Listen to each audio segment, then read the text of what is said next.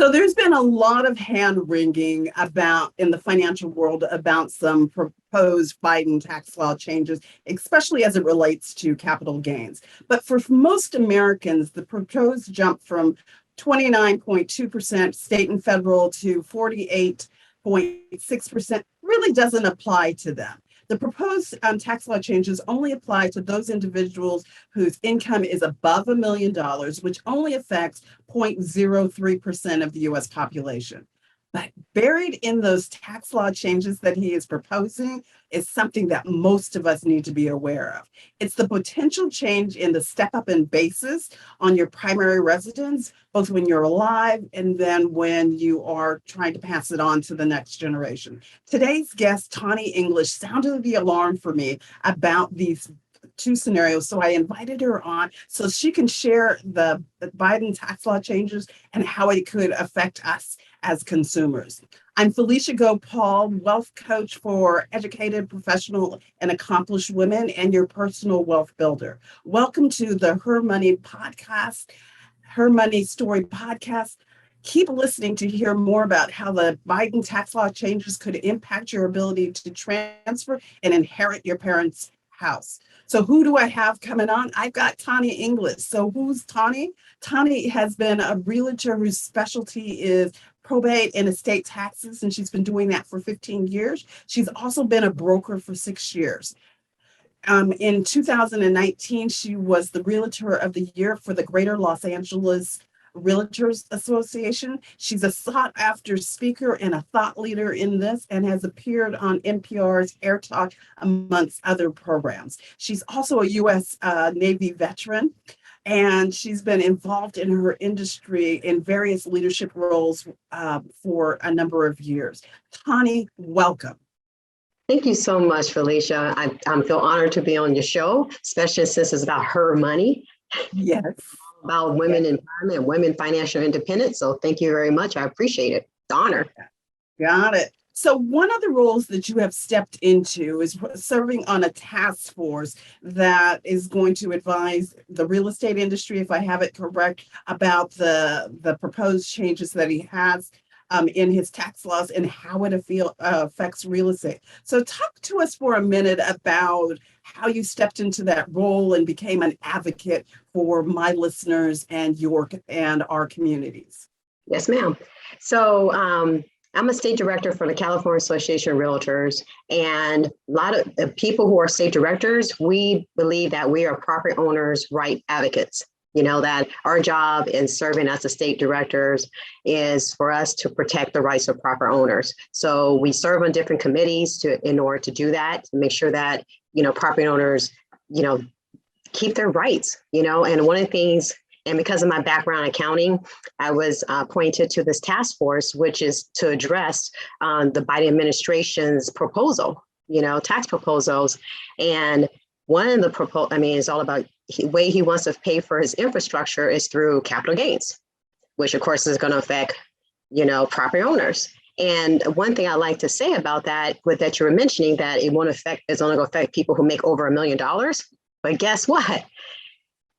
That's not necessarily true, because you have people in California, New York, and other higher income states, or higher real estate appreciative states, that you can make over $1 million in 1 year if you sell your primary residence. Mm.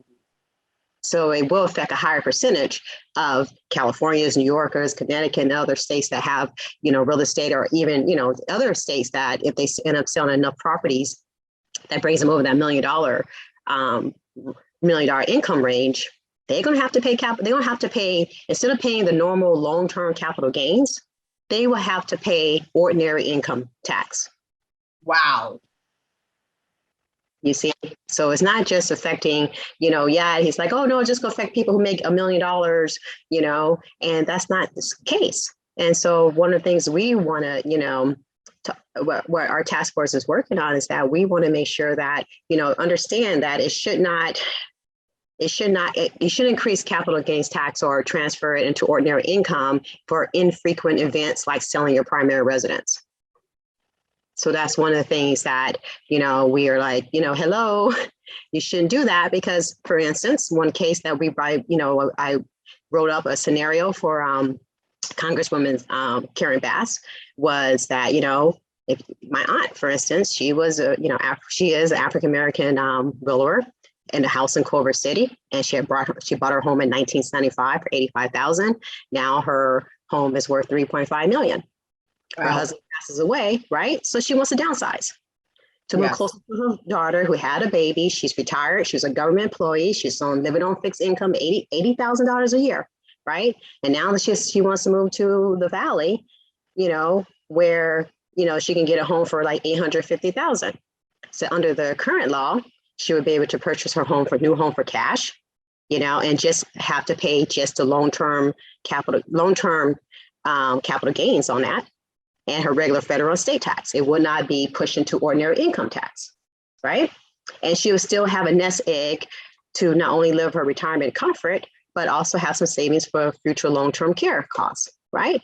But if this proposal happens with the administration of 39.6%, that's what would happen. Instead of her paying long-term capital gains tax, she would have to pay 39.6%. And that's just for federal. We're not even talking about state. And California is, one of the higher income tax states, right? 39.6. So she'll be basically penalized if she wants to downsize and have additional monies available for her future long-term care needs. So she would not be able to move closer to her daughter, right? And she would no longer be able to afford to have, long-term care when she needs it. And there would be one less house on the market for that's more suited for a young family than a widower that's living in this big, huge house. So you have that. So in that same scenario, right, under the Biden's proposal, step-up basis, right? So let's say now, one, she cannot no longer afford to sell her home because he's saying, hey, we're going, still long-term capital gains. We're going to move it into ordinary. So she's like, I can't sell it. Just have to stay in until I die. So now his other proposal is step-up basis at death, capital gains at death. Right now, when someone, I'm gonna stop you. So I'm gonna go back to the first scenario. Yeah. So we've got your auntie who's got a place in Culver City. She bought it for $85,000 and it's now worth $3.5 million. Right. So that's a huge jump. So over $300,000, $3 million of gain since she's owned it. So what she wants to do is take that, use the money to purchase a house in another place. She'd be able to pay for her new house cash, so she's not carrying a loan. And then in addition to that, she would then have a nest egg that she can use to supplement her civil service income that she's getting. And she would be able to use it as a pot of money that would allow her to take care of her long-term needs if she gets to the point where she needs help. That is one scenario currently. right. But what's potentially changing is he's saying, hey, I'm going to change how we're going to tax this. Right. And now you're going to have to pay substantially more. So then she makes the decision, hey, I'm not going to sell it at all.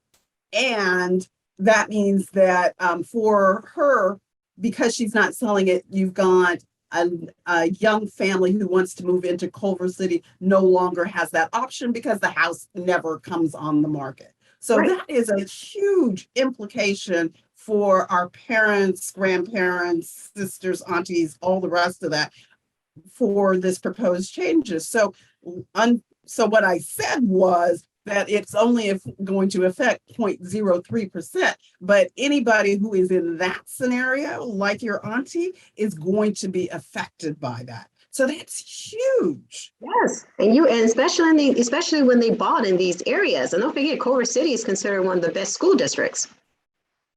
And so it's no longer, she has no need for it. In her case, and you have a lot of older, people that live in these communities that, beautiful homes that are just too big for them and in great school districts and everything. And that's one of the things that may cause them not to sell because of that. Got it. And we do So have housing crisis. I mean, can you guys see why when she told me this, I was like, I didn't realize that. That's going to affect a lot more of my clients, not just as they're assisting and helping their parents or aunties, all the rest of that. But it's also affecting them if they wanted to move into those communities, because the auntie that is holding on to it can't afford to sell her house. So she's going to sit on it until she passes away. So talk to me about what happens now under the proposed changes if she passes away, because I think that that's concerning too.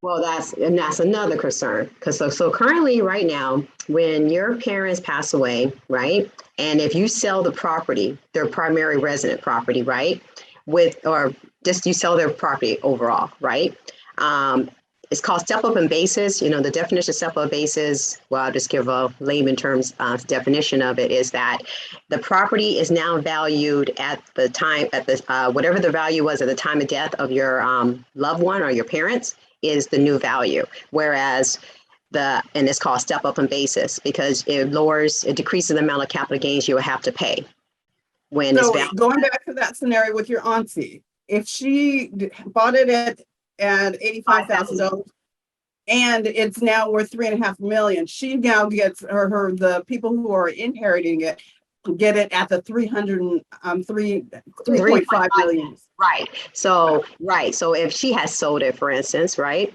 she would have to pay she wouldn't have a step on basis. She would have to pay her capital gains based on 3.5 minus 85,000 minus any leasehold improvements, selling expenses, etc. But when she passes away, her heirs under the current law, they now get to have the step on basis of 3.5 million. Right? So they can avoid capital gains tax if they sell it within close to the same time period. So if it's worth 3.5 million at the time of her death and they sell it for 3.5 million, they wouldn't have to pay any capital gains tax. Wow, that's huge. Yes, but but when and that's why I have her on here, you guys. It's the but. The but is going to kill us. It's the but. So using the same scenario here, she's like, okay, I want, she was a government employee, her and her husband were, and they're like, okay, fine, I want to leave it to my kids, right? And the only asset she has was this house that they bought. Well, based on his administration, there will be a 1 million exclusion for individuals and a 2.5 million exclusion for couples, right? So in this case here with the 3.5 million, they would still now have to pay capital gains tax, anything over that $1 million, right? Now, and this is what couples want to do. They want to be able to leave a legacy to their kids. But in this case here, the 2.5 million would have been fine. Let's say her kids are not married though, and they're single. So pretty much their kids would have to get married, right? In that year in order to not have to pay capital gains tax. Oh my Lord. And that is not a reason to get married. Okay. It's only $1 million two, kids. It's $3.5 million, right? Split it up between the two. They're going to have to pay some capital gains tax. Wow. Which, and they would have to pay an estimate of $804,000 of capital gains tax on that. Woo! And that doesn't include California tax. Okay. That doesn't include California. That's just federal. So they would pay an estimate of $804,000. Well, what they could have done with $804,000. Yeah, they could have done a lot with $804,000 instead of paying education. Pay for, it's supposed to be, it would have helped pass on generation wealth. That's what real estate is supposed to be about. The foundation of, wealth is what real estate is. But with his, two proposals of capital gains, it's really taken away that whole American, dream of having a piece of the pie and things like that, with doing that. So, yeah, they literally, there's that. And then he also has another proposal, which is a 1031 exchange. Tell me about that one. Well, that's another case. He has 3 capital gain proposals he had. Another one was 1031 exchange, and people familiar with 1031s is when you own a rental property or income property, if you sell it, you're able to defer the capital gains tax if you go and exchange it for another like property. So it allows you to defer it. And the reason why that's a good estate planning asset is because you would defer the capital gains tax. And then when you leave it to your kids, they get to take advantage of step up in basis. And so they avoid the capital gains at death, unless of course that binding, gets approved. Well, right now, what he's saying is that they would like to cap the 1031 exchange at $500,000 per taxpayer. So no more deferred capital gains. And right now, what's the percentage? We have over 40% of capital gain, over 40% of 1031 exchanges are done here in California, Okay. And so 1031 exchanges has been a vital tool for mom and pop housing providers. They support liquidity, they encourage investments. You got mom and pops that buy apartment buildings or buying single family homes and things like that. And some people will start out with having a single family home or condo, and they'll keep it, buy another resident, keep it as a rental. And when that appreciates some more, they go and buy duplex, triplex, or buy a bigger apartment building and just keep going on and on. And that's the majority of our housing providers are mom and pops. So if they wanted to sell their property, especially with COVID and things that's going on, and they need to sell their rental property and they want to be able to defer it, they're capped, especially California, they're capped at $500,000. So they have to pay capital gains under this new proposal. Wow. So they wouldn't be able to roll it over and defer it. It's funny. I've been talking to my clients about the fact that it's not just growing your wealth, but it's also being understanding the tax implication of growing your wealth, because where I think, and I'm not an expert on this, but where I think things are going is there are so many things that we haven't paid for that the government is going to be looking for. How can I get some money out of you? And through the tax code is one of the ways, or one of the means that they're going to use it. They used it to get Al Capone for not reporting. They're going to use it to get us for, so that they can have some more money so that they can do these infrastructures and all the rest of that. And I'm not against those things, because I think we have deferred a lot of those costs off for way too long. But still, if you are in the wealth building mode, you've got to pay attention to the taxes. Those are three things in the proposals that could be gotchas for our listeners, and certainly for your clients too. Yeah, because people have to realize, they think that, we're only going to tax people who are making over $400,000, over $1 million, and things like that. But you can easily make that if you sell a piece of property. Or you also have to think about, okay, fine, let's say if he keeps that, but then what about step up basis when you want to leave something to your kids? You want to leave a legacy. A lot of us buy real estate because we want to leave a legacy for our kids.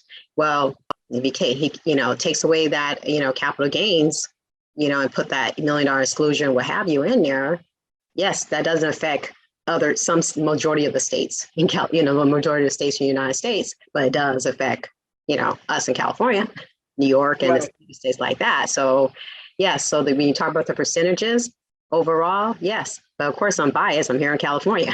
But it's funny, because as I was preparing for this interview, I actually said, oftentimes when I talk to people from across the United States, they're just like, well, you live in one of the most expensive places. And I admit that I live in one of the most expensive places, and I moved from New York. Okay, so, I'm used to real high expensive real estate, and I came from the Bay Area originally. So do you understand? I'm used to really high prices. But the reality is, across the United States, there are more and more homes that are appreciating in value to more than $1 million.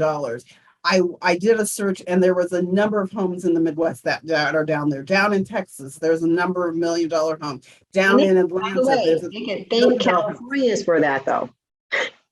The Californians did that to Texas. There's a joke that Texas want to build a wall. It's the Californians are going to all these different states. By the way, that's from us. going to the different states, and they're increasing the value of all these properties. We did in Arizona, we did in Nevada, we've been doing it in Texas, we did in Florida.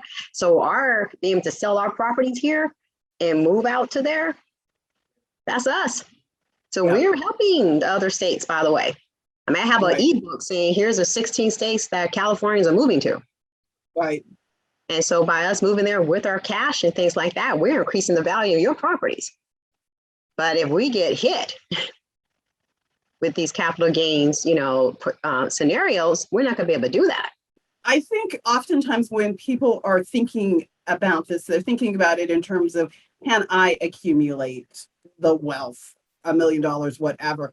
I think the thing that people aren't necessarily thinking about is our parents in general were savers.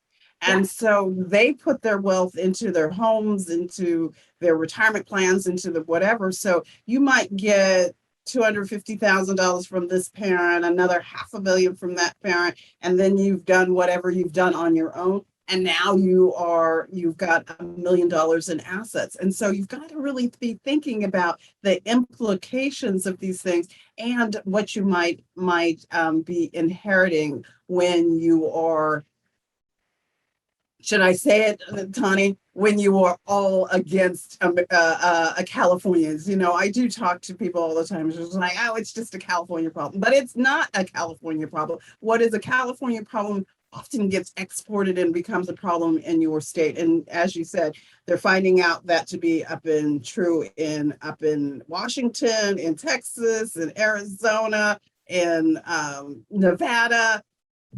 There's a lot of places where home prices are appreciating, and it's going to have a huge effect on our inheritance. And if these proposals go through, it will have a huge effect on your ability to inherit, leave a legacy, be able to, help your kids pay for their college. I mean, what people do with their parents with inheritance, they're, buying homes or down payments on homes for their kids or paying off colleges.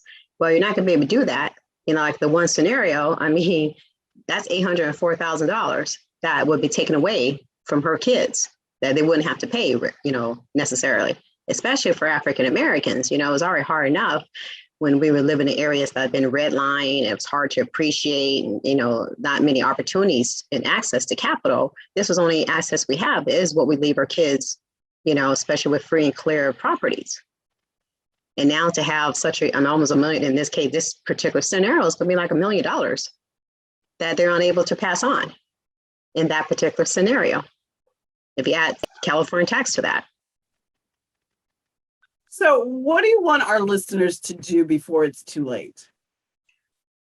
Just start reading up on the proposals, get a really clear understanding about it. And then call your local, councilman, council member, Congress, because really it's Congress. You want to talk to your Congress that's in your district. So you can go online and, you find out who is your congressperson in your district, because they're the ones that's voting on this. They're the one that has the power to vote on it. And you want to talk to them and really, say that what your concerns are about it, because they need to hear from their constituents. It's what they need to hear from, and know and understand that you really don't want to affect your future. And this will affect your future because, it's hard to get, once something's in a tax code, it's really hard to reverse it.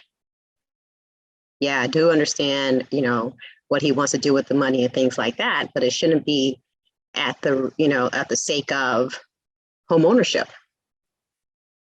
and property ownership. Home ownership is just one of the democratizers. It's one of the things that we've been able to invest in that has really helped change our futures, is being able to buy into home ownership. And this doesn't just affect you if you're African American, it affects you if you are a home owner. So a lot of my listeners are on the East Coast or the West Coast, so it affects you, but I've got a number of people who listen who are down in Texas, so it affects you. If you're in Atlanta, it affects you. All of these things are going to affect you if you are a homeowner. So definitely want to make sure that you reach out, talk to your Congress people, let them know that you're not in favor of this particular tax code as it's currently written because of the implications that it will have on multi-generational wealth building. And I don't think that that was his intention, but I think sometimes when they come up with these things in the middle of the night or whenever it is that they come up with these things, they're not necessarily thinking through the implications that it's going to have on the consumers that are going to be affected by it. Right. And that's just home ownership. Don't forget, it's also, income properties. Yeah. Caps it at 500,000. I mean, that's a low cap. Yeah. There's apartment buildings in Texas and all the other different states, that is more than $500,000. So that does affect Yes. all across the board, of income properties. That 500,000 really will affect them because if it's capped, if they sell it for 600,000, what are they going to do with 100,000? Right. Yeah. Or they had a full 600,000 to work with. Yeah. Well, that is definitely concerning because the people who listen to this are interested in real estate. They're interested in building wealth, and one of the ways that they want to do it is by buying properties. Right. And so, having something like that no longer available to them will make that the idea of going into real estate ownership a lot less attractive than it's been in the past. And that would be unfortunate. And a lot harder because you're not going to have the inventory. Because if people, wanted to sell, especially because they're, I had a couple clients that helped sell, this year and last year that was just fed up about being a landlord because of COVID, right? If this is in place, they would just hold on to those properties, and whereas some of these properties are single family homes. So I sold, and so those single family homes could be back into the housing inventory versus still, staying as rental properties. Because don't forget, a lot of mom and pop investor own single family homes, and right now they're off the rental market. Well, these homes, if, this 1031 exchange doesn't go through basis, they can be put back into the housing supply and more people can buy homes, but they would stay off the house, they'd be, most likely stay, they'd be still remaining in the rental market versus being in the, in the housing market. Yeah, that would be unfortunate. So I'm going to shift. Okay. It's just like we have sounded the alarm. I want our listeners to go out, find out who your congressman is, tell them how you feel about these three proposals that are in the current Biden tax plan and how it could potentially affect you. But I'm going to shift gears for a minute and just talk to Taunee about, I love money. I love talking about money. I love talking about wealth building. I love this whole topic. So let me ask you, what's important about money to you? Well, I think what is important about money is that it provides opportunities. It gives you choices, gives you more options. It gives you a sense of security. So to me, that's what's important about money. Excellent. So what is financial? I often will talk to my clients about being financially free. So what does financial freedom mean to you? Financial freedom means to me that I can do what I want when I want without worrying how to pay for it. But as I did teach cash flow and play the cash flow game a lot and facilitate those games, financial freedom definition means when your passive income is more than your expenses. That's when you are financially free. Got it. So there's the textbook, and then there's what financial freedom does for you. And she described both of you. So let me ask you: is there so when I think about financial freedom and what I'm up to, the song from Neo comes to mind, Independent Woman. And I'm wondering, do you have an anthem that speaks to you about where you are financially? The song right now for me is more about a Salute by Little Mix. And because right now I'm in this whole, just like you in a way, I like women empowerment and women in leadership and women in real estate. So my focus right now is in that, is getting more women into real estate. So for me, it's, recruiting ladies. I mean, the song is, ladies all across the world, listen up, we're looking for recruits. And don't forget, that appeals to me because I'm also a Navy vet. So the whole salute and attention is also, it's part of it. But what I like about it is it says, the lyric says, you think we're just pretty things. You couldn't be more wrong. We're standing strong. We carry on. Knock us, but we keep on moving. We're moving up. Yeah, you can't stop a hurricane because, lady, it's time to awake. Attention, attention. So it's more about getting, for me, it's more about getting more women to understand that they are responsible for their own financial security.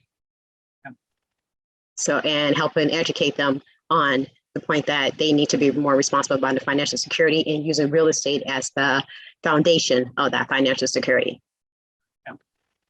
It is definitely a key component to that. So, Taunee, if people wanted to learn more about you and perhaps buy some real estate with you, how would they get a hold of you and talk about what else you're up to? So 2 questions. Okay. Well, what else are you up to? Okay, what I'm up to, and then how to get in touch with me. Okay, but first, how to get in touch with me. My handle is really easy, Ask Taunee, AskTaunee. So you can find me on Facebook under Ask Taunee, on LinkedIn on Ask Taunee, on Linktree at Ask Taunee, and my website is www.asktaunee.com. And my email is taunee@asktaunee.com. And I even have our calendar links, where if you want to, pick my brain and schedule some time for that, we would share the calendar link also. Because I actually got that from Miss Felicia. Here's a calendar link. Here you go. It makes things light and simple. So yeah, that would be put in the chat box. How to reach me to pick my brain. Got it. So everybody, you just need to know that it will be in the show notes below this so that you will have all the contact information for Taunee English so that you can get in touch with her. And I know you are always up to something really cool and amazing. So tell us what's up for you next? What's up for me next? Because this year's been busy. Well, next year, let's see. I'm still going to be a state director for the California Association of Realtors, and most likely a national director. And let's see, on the local board, I'm serving as treasurer. We have 12,000 members on the local board, Greater Los Angeles Realtors Association. And I'm also going to be serving as a regional chair of the Beverly Hills for our board for next year, because we want to have more of our members be engaged. So our association, since it's so big and we have 5 big regions, we are rolling out this new plan to have regional chairs so we can engage each of our members in the 5 districts. So I'll be over the Beverly Hills one, because my office is in Beverly Hills. I am now a branch manager of Beverly Hills for EXP. I rolled my independent brokerage under them. So I will be spending next year scaling my business so I can get that passive income up, so I can have more passive income than expenses. So that's going to help me get toward my journey of being financially free. I am also helping a campaign I have going on right now is I'm actually helping Californians. I have this campaign say, so you want to leave California? Let me help you. And so I'm helping Californians who want to move to states that have, better affordable quality of life, and how to help them defer or reduce their capital gains to move there. And I have an ebook of the 16 states that people are moving to. So, and then of course, I'm educating people on how to avoid probate, because 50% of my business is probate in trust. And so I definitely want to educate more people on just because I use this quote quite a bit from one of my estate attorneys that I work with. And we say that probate is like filing a civil lawsuit against yourself and your heirs. So get a trust. So I'm definitely be doing a lot more education on that next year. So that's me. All right. So as I said, I'm so delighted to have had you on today, Taunee. You gave us some great information about some things that were coming through the pike.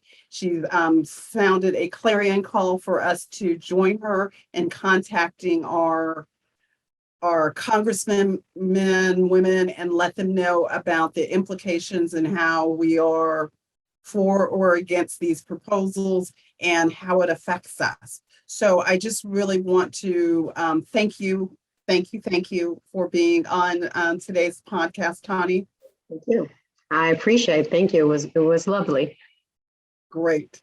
And I want to thank you for turning into the Her Money Story podcast. For more episodes like this on YouTube, I want you to click the subscribe button, ring the bell, and choose all to ensure that you're notified of the new content whenever it comes out. And if you're listening to an audio podcast, please share an honest review on Apple, because more reviews means more awareness of the Her Money Story podcast. And if you want to master your money and go from feeling a little bit of self-doubt to feeling safe, secure, and ultimately in control of your financial destiny, then I invite you to look for a link below and go and apply for a financial breakthrough session with me at www.chatwithfelicia.com.